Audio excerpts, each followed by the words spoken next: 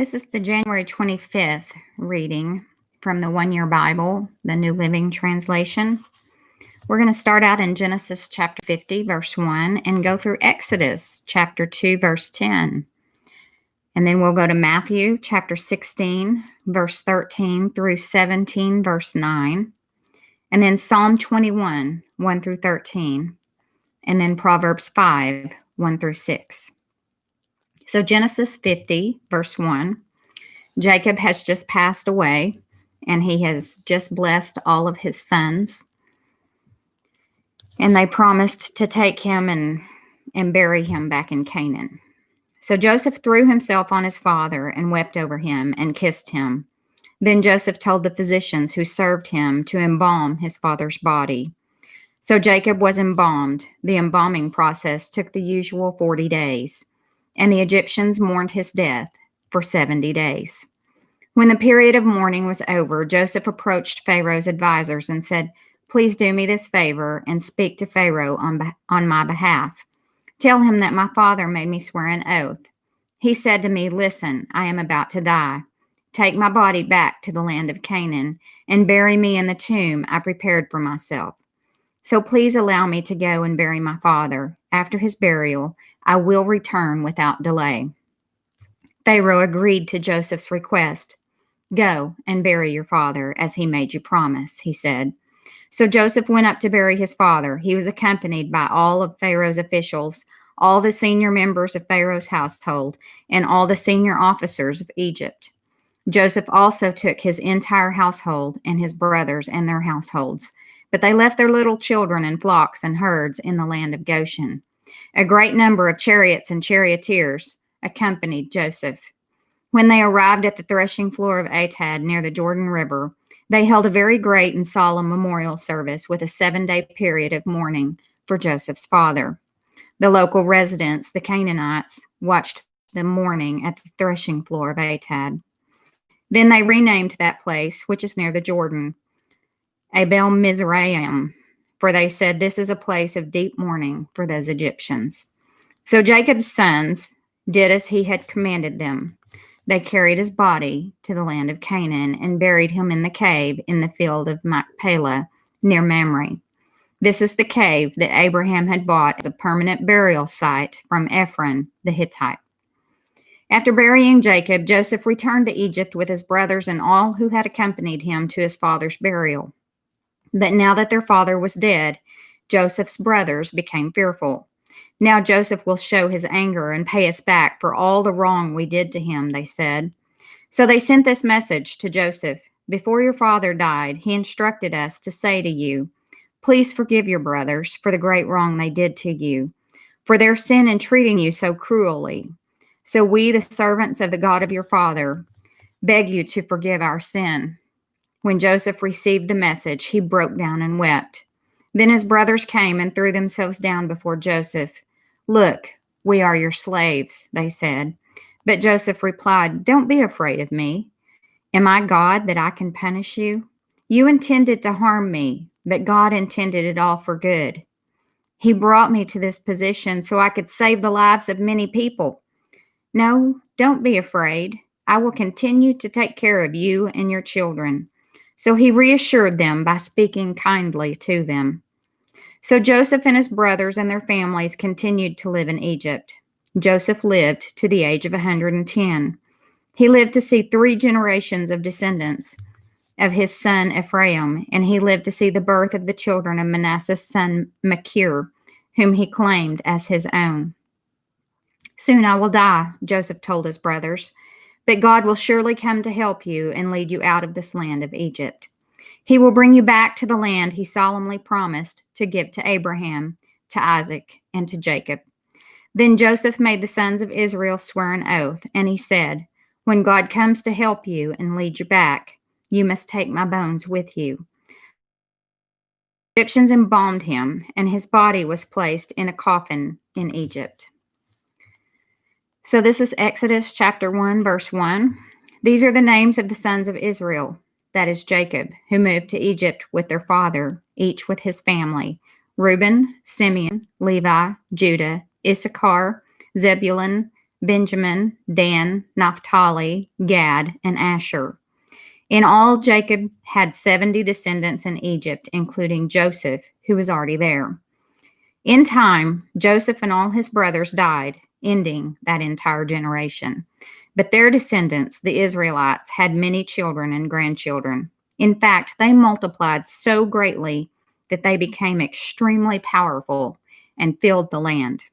Eventually, a new king came to power in Egypt who knew nothing about Joseph or what he had done. He said to his people, "Look, the people of Israel now outnumber us and are stronger than we are. We must make a plan to keep them from growing even more. If we don't, and if war breaks out, they will join our enemies and fight against us. Then they will escape from the country." So the Egyptians made the Israelites their slaves. They appointed brutal slave drivers over them, hoping to wear them down with crushing labor. They forced them to build the cities of Pithom and Ramesses as supply centers for the king. But the more the Egyptians oppressed them, the more the Israelites multiplied and spread, and the more alarmed the Egyptians became. So the Egyptians worked the people of Israel without mercy. They made their lives bitter, forcing them to mix mortar and make bricks and do all the work in the fields. They were ruthless in all their demands. Then Pharaoh, the king of Egypt, gave this order to the Hebrew midwives, Shiphrah and Puah. "When you help the Hebrew women as they give birth, watch as they deliver. If the baby is a boy, kill him. If it is a girl, let her live." But because the midwives feared God, they refused to obey the king's orders. They allowed the boys to live too. So the king of Egypt called for the midwives. "Why have you done this?" he demanded. "Why have you allowed the boys to live?" "The Hebrew women are not like Egyptian women," the midwives replied. "They are more vigorous and have their babies so quickly that we cannot get there in time." So God was good to the midwives, and the Israelites continued to multiply, growing more and more powerful. Remember the blessing: "I will bless those who bless you, and I will curse those who curse you." So God was good to the midwives, and the Israelites continued to multiply, growing more and more powerful. And because the midwives feared God, he gave them families of their own. Then Pharaoh gave this order to all his people: "Throw every newborn Hebrew boy into the Nile River, but you may let the girls live." About this time, a man and woman from the tribe of Levi got married. The woman became pregnant and gave birth to a son. She saw that he was a special baby and kept him hidden for 3 months. But when she could no longer hide him, she got a basket made of papyrus reeds and waterproofed it with tar and pitch. She put the baby in the basket and laid it among the reeds along the bank of the Nile River.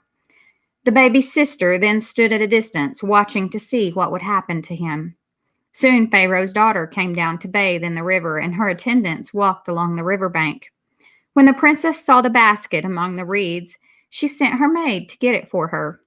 When the princess opened it, she saw the baby. The little boy was crying, and she felt sorry for him. "This must be one of the Hebrew children," she said. Then the baby's sister approached the princess. "Should I go and find one of the Hebrew women to nurse the baby for you?" she asked. "Yes, do," the princess replied. So the girl went and called the baby's mother. "Take this baby and nurse him for me," the princess told the baby's mother. "I will pay you for your help." So the woman took her baby home and nursed him. Later, when the boy was older, his mother brought him back to Pharaoh's daughter, who adopted him as her own son. The princess named him Moses, for she explained, "I lifted him out of the water." Now we go to Matthew chapter 16, verse 13 through 17, verse 9. When Jesus came to the region of Caesarea Philippi, he asked his disciples, "Who do people say that the Son of Man is?" "Well," they replied, "some say John the Baptist, some say Elijah, and others say Jeremiah or one of the other prophets." Then he asked them, "But who do you say I am?" Simon Peter answered, "You are the Messiah, the Son of the living God." Jesus replied, "You are blessed, Simon, son of John, because my Father in heaven has revealed this to you. You did not learn this from any human being. Now I say to you that you are Peter, which means rock. And upon this rock I will build my church, and all the powers of hell will not conquer it. And I will give you the keys of the kingdom of heaven. Whatever you forbid on earth will be forbidden in heaven, and whatever you permit on earth will be permitted in heaven." Then he sternly warned the disciples not to tell anyone that he was the Messiah. From then on, Jesus began to tell his disciples plainly that it was necessary for him to go to Jerusalem and that he would suffer many terrible things at the hands of the elders, the leading priests, and the teachers of religious law. He would be killed, but on the third day he would be raised from the dead. But Peter took him aside and began to reprimand him for saying such things. "Heaven forbid, Lord," he said, "this will never happen to you." And Jesus turned to Peter and said, "Get away from me, Satan. You are a dangerous trap to me. You are seeing things merely from a human point of view, not from God's." This is the same Peter that he just commended, that God had revealed to him that he was the Son of God, that he was the Messiah. And just moments or days later, Jesus turned to Peter and said, "Get thee behind me, for you are a dangerous trap to me." So we can be doing God's work one moment and then accidentally slip into the other the next moment. So getting back to the scripture. Then Jesus said to his disciples, "If any of you wants to be my follower, you must give up your own way. Take up your cross and follow me. If you try to hang on to your life, you will lose it. But if you give up your life for my sake, you will save it. And what do you benefit if you gain the whole world but lose your own soul? Is anything worth more than your soul? For the Son of Man will come with his angels in the glory of his Father and will judge all people according to their deeds. And I tell you the truth, some standing here right now will not die before they see the Son of Man coming in his kingdom." 6 days later, Jesus took Peter and the two brothers, James and John, and led them up a high mountain to be alone. As the men watched, Jesus' appearance was transformed so that his face shone like the sun and his clothes became as white as light. Suddenly, Moses and Elijah appeared and began talking with Jesus. Peter exclaimed, "Lord, it's wonderful for us to be here. If you want, I'll make 3 shelters as memorials, one for you, one for Moses, and one for Elijah." But even as he spoke, a bright cloud overshadowed them, and a voice from the cloud said, "This is my dearly beloved Son, who brings me great joy. Listen to him." The disciples were terrified and fell face down on the ground. Then Jesus came over and touched them. "Get up," he said. "Don't be afraid." And when they looked up, Moses and Elijah were gone, and they saw only Jesus. As they went back down the mountain, Jesus commanded them, "Don't tell anyone what you have seen until the Son of Man has been raised from the dead."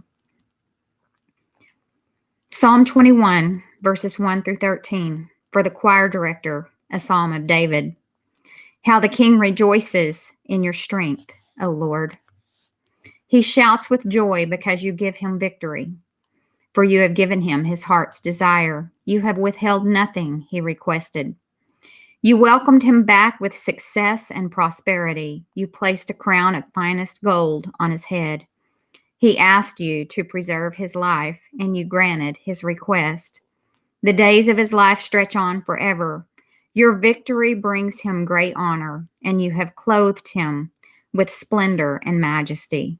You have endowed him with eternal blessings and given him the joy of your presence. For the king trusts in the Lord. The unfailing love of the Most High will keep him from stumbling. You will capture all your enemies. Your strong right hand will seize all who hate you. You will throw them in a flaming furnace when you appear. The Lord will consume them in his anger. Fire will devour them. You will wipe their children from the face of the earth. They will never have descendants. Although they plot against you, their evil schemes will never succeed, for they will turn and run when they see your arrows aimed at them. Rise up, O Lord, in all your power. With music and singing, we celebrate your mighty acts. Now we go to Proverbs chapter 5, verse 1 through 6. My son, pay attention to my wisdom. Listen carefully to my wise counsel. Then you will show discernment, and your lips will express what you've learned. For the lips of an immoral woman are as sweet as honey, and her mouth is smoother than oil. But in the end, she is as bitter as poison, as dangerous as a double edged sword. Her feet go down to death, her steps lead straight to the grave, for she cares nothing about the path to life. She staggers down a crooked trail and doesn't realize it. That concludes the January 25th reading of the One Year Bible.